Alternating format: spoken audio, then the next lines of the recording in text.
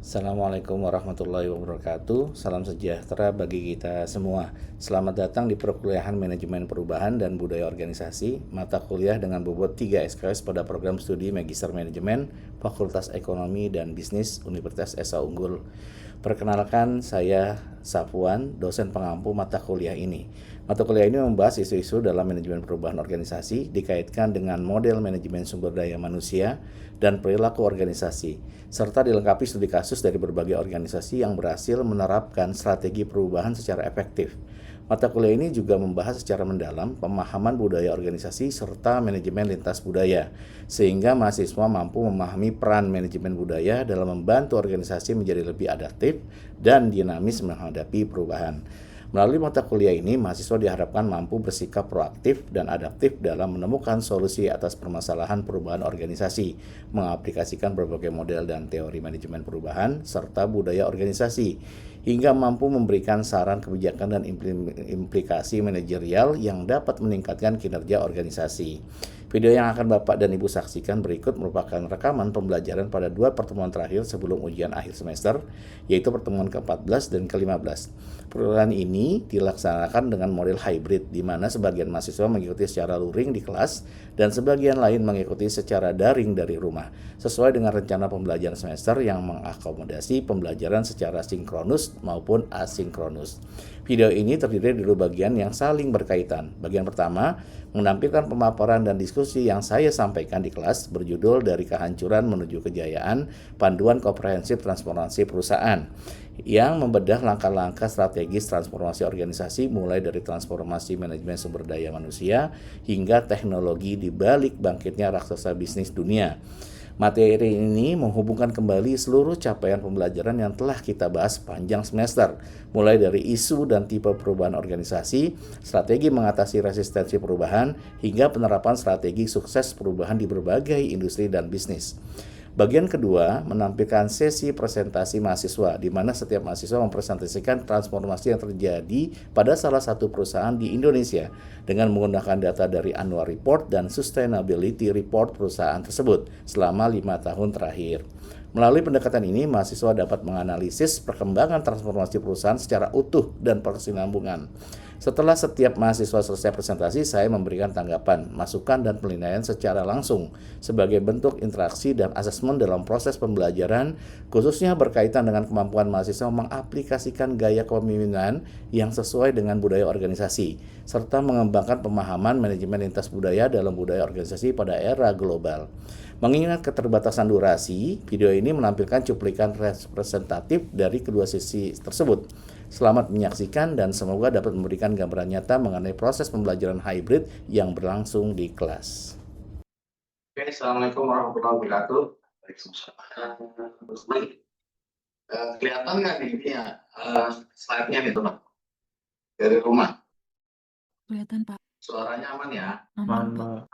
Aman ya, oke. Hari ini tuh kita ngomongin transformasi lagi ya. Saya mulai saja. Pelajaran kita kan sebenarnya yang di akhir-akhir ini adalah terkait dengan mata kuliahnya adalah perubahan organisasi ya. Nanti saya mau menugaskan teman-teman ya, proyeknya adalah melihat, memetakan, mendownload 5 tahun terakhir annual report dan sustainability report. Ya, ada 2, annual report dan sustainability report. Kenapa? Karena 2 laporan ini adalah tonggak bagaimana kita melihat ya. Melihat apa? Melihat transformasi yang dijalankan oleh perusahaan. Ya, Bu Rinrin. Hadir, Pak. Nah, Bu Rinrin ini salah Ya, satu Pak. contoh. Buat apa tadi intinya? PT Unilever, Pak. Transformasi. Transformasi, oke. Jadi kalau mau ada yang mau tanya, lanjut aja, silakan ya. Kemudian ya, kita melihat nih ya, ini ada 4 pembunuh ya, raksasa bisnis. Yang pertama ya teman-teman, di perusahaan IBM ya, tahun 1993. Ada yang kenal IBM? Saya kenal ya. Satu gua saya kenal lah udah. Nah, kita lihat ya, apa yang terkenal IBM dulu. Kita lihat dulu nih, teman-teman. Masih ingat? Nah, ya. Lupa, Pak. Lupa? Aduh. Nah, 90-an ada TV juga baru RCTI doang, Pak. Iya, 90 ya. 89. Tepatnya 89. Ya. Jadi tahun itu ada iklan ya IBM di tahun IBM tahun 1993 itu faktanya dia runtuh karena birokrasi dan kerumitan alur kerja bukan hanya karena perubahan pasar. Ini ada permasalahan internal ya. Apalagi kemudian nomor dua beban utang massal. Ya di teman-teman banyak sekali ya yang perusahaan-perusahaan bangkrut gara-gara hutang ya. Antara pendapatan ya dengan hutang atau debt ya hutang kredit ya itu lebih besar hutangnya. Makanya di perusahaan ya jika Anda mau melihat performanya salah satunya melihat apa? Bopok. Apa bopok? Biaya operasi dan pendapatan operasi. Kenapa? Kalau sudah 100% bopok berarti E P. Apa BP? Break even point pas. Titik impas, nggak ada untung. Sedangkan perusahaan cari profit itu ya teman-teman. Beban utang ini dialami oleh Delta Airlines dan Sido muncul. Delta rugi 61,1 miliar dengan utang 19 miliar. Insight-nya beban finansial melumpuhkan operasional. Ketika utang banyak dan itu membebani perusahaan, ya tidak ada yang bisa dikendalikan lagi. Bagaimana perusahaan mau mengejar egalitasnya, kelincahannya terhadap perubahan pasar dan disrupsi dari teknologi. Contohnya apa? Kodak. Kenapa Kodak tentu tergantikan oleh siapa? Smartphone. Kita sekarang nggak perlu lagi beli film untuk memfoto. Kita cukup pakai handphone. Apa produk Kodak? Apa produk Kodak? Apa aja produk? Pertama, filmnya. Kedua, kamera. Namun kamera itu sebenarnya nggak ada masalah. Kenapa? Kamera orang profesional tidak memakai HP. Dia pakai apa namanya kamera-kamera yang masih digital. Kenapa? Karena resolusinya bisa tinggi, bisa disetel, disetting sesuai dengan keadaan beda dengan smartphone. Namun, nggak semua pakai itu. Yang lebih banyak di pasar memakai smartphone. Dan sudah banyak fitur. Ditambah lagi dengan fitur AI. Ya.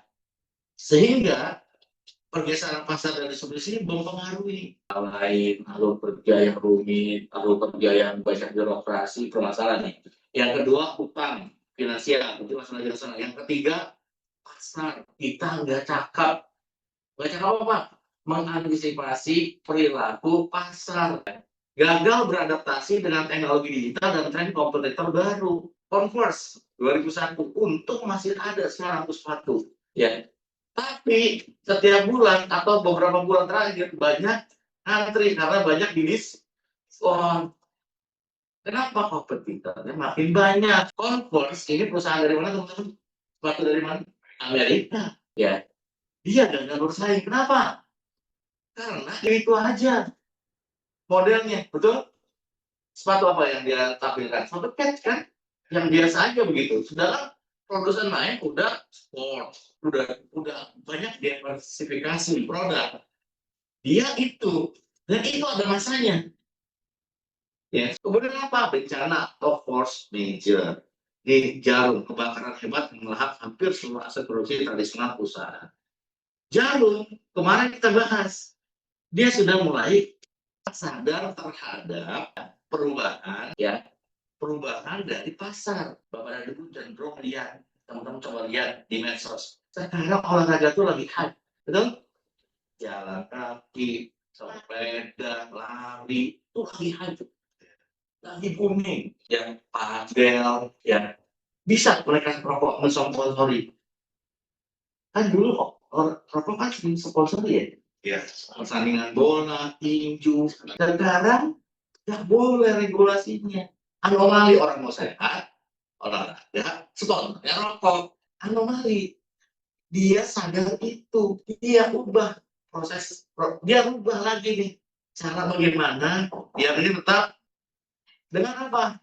Kemarin yang saya sebut, dia memberi bola, FOMO, dan itu work in berhasil, gitu ya. Jadi ada 4 pembunuh ini. Kalau yang terakhir yang bencana ini tidak bisa dihindari, tapi minimal resikonya kita bisa minimalisir. Ada berapa resikonya?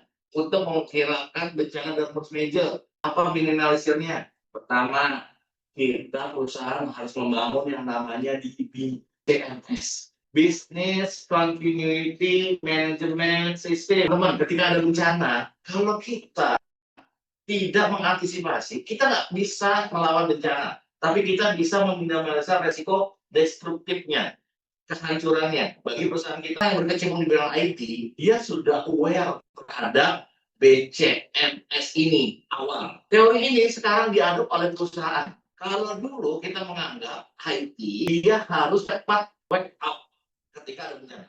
Contoh, misalnya, edukasi ini, ya edukasi komputer. Misalnya ada kebanjiran dan kebakaran, misalnya gitu ya, digardu. Apa antisipasinya BCMS-nya?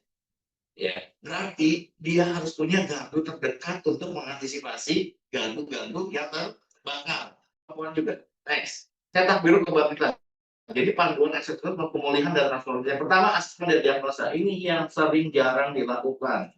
Dan ini harusnya dilakukan sehari-hari dan per bulan.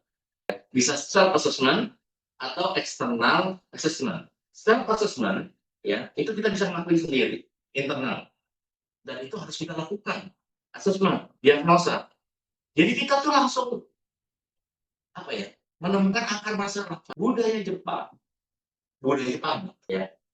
Dia kalau kerja pasti pakai dashboard. Untuk apa? Early warning system. Di setiap hari. Dilihat ada anomali dan yang lain. Dilihat setiap hari itu dashboardnya. Untuk apa teman-teman? Untuk ngecek, untuk diagnosa di mana nih bottleneck, di mana permasalahan. Kok produksi turun? Kenapa? Why? Itu asesmen dan diagnosa. Yang kedua, keterlibatan membangun komunikasi transparan dengan karyawan, kreditur, dan pelanggan. Ini yang kita kadang sering malas. Ya. Siapa saja karyawan merasa dia sudah senior, ya dia merasa nggak perlu karena nanti customer datang sendiri. Hey, itu zaman dulu. Zaman sekarang nggak gitu. Kita lihat sekarang, teman-teman. Kita lihat sekarang nih. Mobil, market share dikuasai dulu oleh Jepang. Market share Indonesia mobil dulu dikuasai oleh Jepang. Pertanyaannya, apakah mereka nggak terlibat dalam pemangku kepentingan? Tidak. Anda beli mobil di Astra, 1 bulan Anda beli, Anda bakal ditelepon. Sama-sama sekarang mau servis. Gimana mobilnya Pak? Ada kendalanya? Terlibat nggak? Terlibat. Tapi ada satu yang tidak dikuasai oleh Astra. Apa? Apa karakteristik mobil Jepang dan apa karakteristik kompetitornya? Dan sekarang datang. Apa yang mereka sajikan? Pertama nih, mereka Cina tidak pelit teknologi. Harganya kompetitif. 3, membawa solusi di mana ya solusinya nih, di mana kita sedang bermasalah dengan pembelian bahan baku. Dia mencoba menggait pasar ya, pasar bahwa perlu tidak tergantung dengan bahan bakar. Kemudian reposisi strategi mengubah model bisnis dan optimalisasi layanan. Ini kalau kita nggak punya bagian R&D, research and development, ini bermasalah nih. Yang ada bagian research and development aja, banyak perusahaannya juga bermasalah. Bagaimana perusahaan yang juga punya R&D? Kebanyakan mereka apa? Beli, tanya, konsultan. Ini sama gitu kan? Astra, dia membangun budaya yang disebut dengan Kaizen. Apa Kaizen? Continuous improvement kalau dalam bahasa kita. Apa continuous improvement? Apa? Continuous improvement apa? Apa improve? Apa ya? Improve. Ayo kamu harus improve. Meningkatkan. Improvement. Menjadi lebih baik. Itu Astra tuh. Dengan apa? Memberikan insentif kepada karyawannya. Ketika karyawannya membawa 5 setiap bulan ya, membawa 5 ide, kemudian diserahkan kepada bagian HRD untuk kemudian diolah, dipilih mana yang ide yang terbaik. Setiap ide dikasih kompensasi. Berupa apa? Voucher, berupa apa? Insentif, ya. Sehingga Anda membuat apapun nanti akan disalin ide. Gunanya untuk apa? Untuk mulai mengembangkan continuous improvement. Dan itu termasuk budaya. Kok budaya pasar buat? Iya, secara nggak langsung melibatkan, ya, melibatkan siapa? Melibatkan karyawan untuk sadar inovasi yang kita sebut dengan kaizen atau continuous improvement. Nah, untuk reposisi strategi kita kebanyakan nggak mau mengubah, menganggap strategi kita udah bagus, ini perusahaan. Oh udah bagus kok Pak, begini aja. Padahal nggak sadar. Betapa banyak sekarang kompetitor baru masuk. Lebih efisien, lebih efektif, lebih murah. Kita kebanyakan takut ketika pasar kita sudah diambil. Kita telah melakukan reposisi. Tapi ketika bermain, berubah. Jadi kita, kalau kita punya perusahaan, jangan sungkan-sungkan mengubah model bisnis dan optimalisasi layanan. Contohnya dengan apa? Benchmarking. Sekarang Anda bisa lihat di YouTube hasil riset banyak, ya. Terus apa lagi? Restrukturisasi finansial, negosiasi utang dan manajemen arus kas, ini yang harus kita perhatikan, ya. Utang kenapa dinegosiasi Pak? Iya, pembayarannya biar kita punya nafas, biar kita bisa melanjutkan lagi untuk melakukan ekspansi, akhirnya pendapatan kita naik, kita bisa durasi lebih cepat. Kita minta negosiasi utang. Seperti apa? Indonesia melakukan negosiasi utang terhadap siapa? IMF. Itu catatan, jangan punya utang. Yang kelima, keunggulan operasional, menghapus bottleneck proses. Tanyaannya, kalau kita day to day nggak punya peta proses, apa yang kita bisa lihat? Nggak ada. Makanya kita butuh CCTV, kita butuh workflow, kita butuh dashboard untuk melihat bottleneck proses. Oke, lanjut. Kepemimpinan dan budaya. Lagi-lagi teman-teman, kita harus melihat pemimpin dan budaya. Pemimpin yang bagus itu akan mempercepat proses transformasi di satu perusahaan.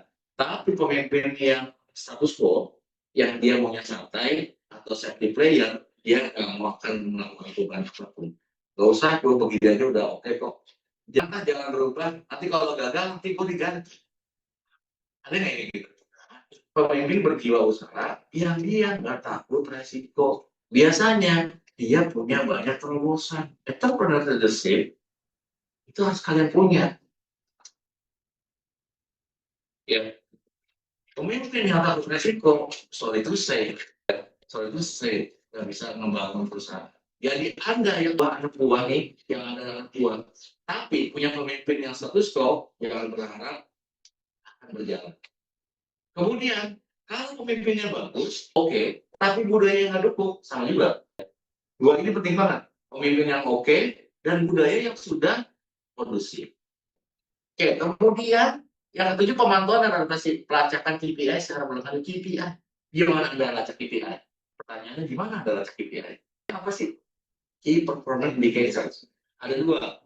Ada KPI corporate dan ada KPI turunannya. Turunannya individual. KPI corporate gambaran secara utuh perusahaan targetnya seperti apa. Udah pernah lihat barangnya? Saya kasih lihat nih. Ya. Kalian harus banyak ini ya sebenarnya kalau saya kasih lihat. Di KPI. Aja deh. Laporan terus KPI. Ya. Ini KPI. Ya. Oke, ya. Lihat ya. KPI. Ya. Ini KPI. Ini KPI corporate. Ada lagi KPI individual. Jadi dari direksi sampai yang paling bawah itu ada targetnya. Dan semua itu kita sebut dengan apa? Kalau yang disebut dengan cascading apa namanya? Cascading. Come on, S2. Balance, score, cloud. Cascading dia dari bawah ke atas. Jadi diturunkan, cascading. Ini tidak akan berarti kalau KPI individunya tidak menunjang ini. Berarti KPI corporate harus alignment dengan KPI individu. That's it. Ya, itu KPI-nya. Ini bertanya lagi. Pemulihan bisnis menuntut kombinasi holistik dari ketujuh pondasi ini, bukan sekedar pemotongan biaya sesaat. Jadi kalau ada orang bilang pemulihan bisnis harus selalu efisiensi, benar apa enggak? Kebangkrutan bukan akhir. Jadi kalau kalian gagal bukan akhir, melainkan sebuah katalis brutal namun penting untuk evaluasi. Jadi evaluasi. Jadi Anda tuh tinggal evaluasi. Kenapa? Perusahaan ini membuktikan bahwa eksekusi mengalahkan euforia dan fundamental mengalahkan sensasi. Dia dibangun fundamental, basicnya secara kuat. Jangan euforia sesaat. Contohnya itu ya, Anda buat warung. Hari pertama ramai banget. Jangan euforia. Kenapa? Karena kadang-kadang customer itu mau coba sensasi pertama saja. Ketika Anda tidak bisa mengimprove, atau ketika pertemuan pertama itu tidak mengesankan, besok pada datang. Berapa banyak warung itu di Harapan Indah, kalau Anda lihat, banyak yang tutup. Pertamanya itu rame. Banyak ucapan selamat pembukaan tuh. Ya kan? Besok hari pertama penuh banget, hari kedua penuh, hari ketiga tuh boleh sepi. Itu fenomena. Oke, itu aja untuk hari ini. Siang Pak Safwan dan teman-teman. Siap. Pak izin. Jelas. Ya.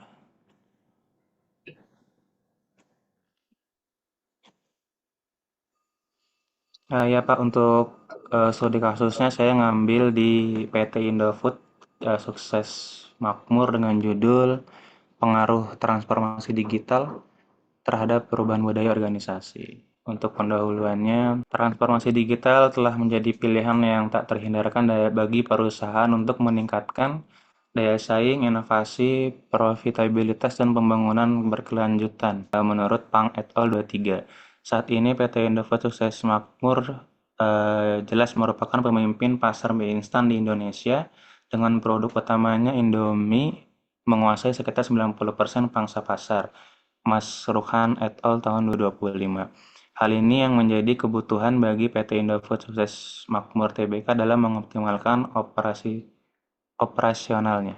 Kemudian untuk yang kedua, transformasi ke operasional dan kinerja keuangan adalah indikator utama yang menunjukkan seberapa baik perusahaan dapat mempertahankan kelangsungan bisnis dan berkembang di pasar yang berubah, menurut Masud et al. 2025. Jadi ini ada laporan keuangan dari tahun 2021 sampai 2025. Kemudian ada indikator keuangannya, ada penjualan bersih, laba bruto, EBIT, laba komprehensif, total aset, dan ekuitas. Jadi keberhasilan PT Indofood dalam menjalankan bisnis pada industri makanan terlihat dari laporan keuangan pada pembahasan pada tabel di sebelah kiri. Dari tahun 2021 sampai 2025, perusahaan mengalami kenaikan rata-rata sebesar 5-10%. Ini menunjukkan konsistensi perusahaan dalam meningkatkan kinerja perusahaan setiap tahun. Kemudian ada inovasi produk PT Indofood. Industri kuliner adalah salah satu sektor yang sangat kompetitif dengan tren dan preferensi konsumen yang cepat berubah. Yuliani et al. 2024. Inovasi produk menjadi pilar utama dalam menjaga relevansi di pasar. Pada tahun 2022, perusahaan meluncurkan berbagai produk baru, termasuk Indomie Habis Kebab Rendang dan Supermie Nutrimi Fried Noodles yang menargetkan konsumen muda. Kemudian pada tahun 2023 menciptakan produk baru lagi, yaitu Indomie Ramen Series. Hadirnya varian baru ini merupakan komitmen perusahaan agar terus tumbuh dan mampu bersaing secara sehat. Kemudian untuk transformasi sumber daya manusia, konsep dari fungsi manajemen sumber daya manusia itu sendiri banyak digunakan, dicari, dan dikembangkan di berbagai sektor usaha, termasuk perusahaan makanan seperti PT Indofood Sukses Makmur Tbk, menurut Daud et al. 2025.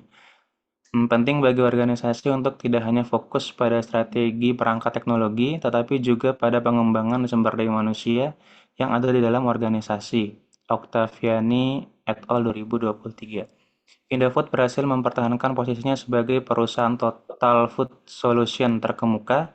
Pencapaian ini diraih dengan dukungan SDM yang terus melakukan perbaikan berkelanjutan di segala bidang kegiatan usaha. Kami mendukung budaya ini melalui ajang kompetisi tahunan Continuous Improvement and Productivity Award atau CIPTA. Dan penutup, jadi keberhasilan PT Indofood dalam menjalankan bisnisnya pada industri makanan terlihat dari laporan keuangan pada pembahasan sebelumnya. Dari tahun 2021 sampai 2025, perusahaan mengalami kenaikan rata-rata sebesar 5-10%. Ini menunjukkan konsistensi perusahaan dalam meningkatkan kinerja perusahaan setiap tahunnya. Perusahaan juga berhasil melakukan transformasi dengan beberapa inovasi yang diciptakan oleh perusahaan, yaitu seperti Indomie, habis kebab, rendang, dan supermie nutrisi fried noodles yang menargetkan konsumen muda. Perusahaan juga meluncurkan produk susu UHT Indomie edisi terbatas dengan rasa Black Latte dan Pink Blossom. Ini merupakan langkah nyata perusahaan dalam menjawab tantangan dan bertahan dari kompetitor lainnya. Ya mungkin itu saja Pak Sofwan dari saya. Ya, terima kasih. Mas Anesta ini teman-teman, Mas Anesta ini juga salah satunya dia punya tugas dan saya kasih tugas dan dia submit jurnal ya Mas Anesta ya. Udah dalam tahap review ya Mas Anesta ya. Iya Pak, Ya, banyak Pak jadi itunya Pak.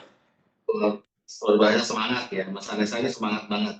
Mas, tolong dibuka di slide yang nomor 3, Mas. Oh iya Pak, siapa? Ya, tolong diperbesar, Mas. Ya, sebentar Pak. Oke, Sudah Pak. oke, Mas. Dari semua ini, poin ini semuanya naik, ya Mas ya. Iya Pak, Semua ada ini yang naik kan ya. Nah, Iya iya betul Pak.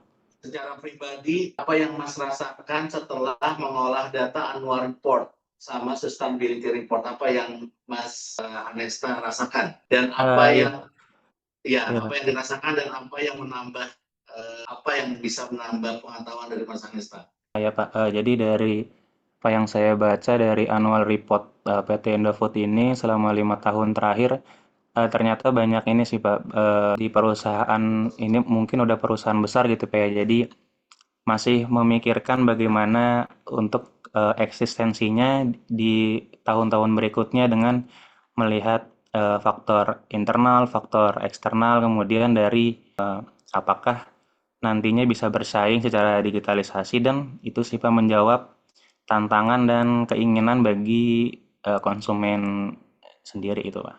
Ya. Dan terakhir pertanyaan ke saya, apa hubungannya? Hubungannya kan Mas baca annual report nih, ya, sustainability report. Apa hubungannya keberhasilan Indofood dan poin apa yang dikembangkan oleh mereka sehingga transformasi ininya berjalan dengan baik nih? Kalau kita lihat dari indikator-indikator keuangannya naik terus. Apa yang Mas lihat dari baca dari 5 tahun terakhir, apa yang mereka lakukan? Yang mereka lakukan ini sih Pak, dia perusahaan ini tetap menjaga penjualannya meskipun seperti kenaikan dolar naik dan lainnya, jadi tetap konsisten dengan menetapkan harga yang standar gitu Pak. Jadi dia mempertahankan harga, gitu ya. Terus apa yang mereka tingkatkan, Mas? Teknologi ya tadi ya. Oh iya Pak. SDM-nya ditingkatkan nggak? Kenapa Pak? SDM-nya gimana SDM-nya? Oh Secara yes. Nah, SDM-nya gimana?